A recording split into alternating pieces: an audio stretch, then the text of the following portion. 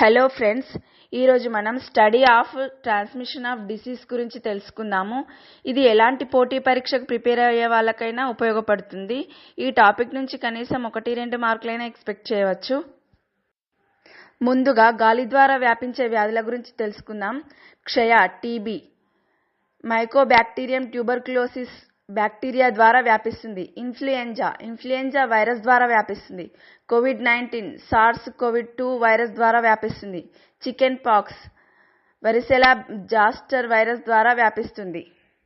కలుషిత ఆహారం, కలుషిత నీరు ద్వారా వ్యాపించే వ్యాధులు.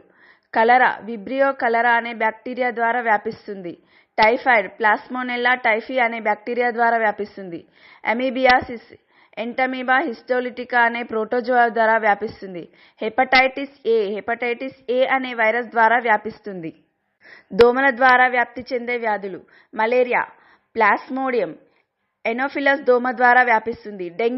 డెంగ్యూ వైరస్ ఎడిస్ దోమ ద్వారా వ్యాపిస్తుంది. చికెన్గున్యా వైరస్ ఎడిస్ దోమ ద్వారా వ్యాపిస్తుంది. ఫైలేరియా, వుచిరేరియా బ్యాంక్రోప్టి అనే క్యూలెక్స్ దోమ ద్వారా వ్యాపిస్తుంది. ఈగల ద్వారా వ్యాప్తి చెందే వ్యాధులు.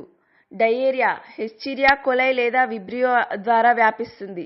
డిసెంట్రీ, షిగెల్లా లేదా ఎంటమీబా హిస్టోలిటికా ద్వారా వ్యాపిస్తుంది. టైఫాయిడ్, ప్లాస్మోనెల్లా టైఫీ ద్వారా వ్యాపిస్తుంది. పోషకాహార లోపం ద్వారా వ్యాపించే వ్యాధుల గురించి తెలుసుకుందాము. రాత్రి చూపు లేకపోవడం అనేది విటమిన్ ఏ లోపం వల్ల వస్తుంది. రికెట్స్ విటమిన్ డి లోపం వల్ల వస్తుంది. ఎనిమియా ఐరన్ లోపం వల్ల వస్తుంది. క్వాషియార్కర్ ప్రోటీన్ లోపం వల్ల వస్తుంది. మరాస్మస్ శక్తి మరియు ప్రోటీన్ లోపం వల్ల వస్తుంది.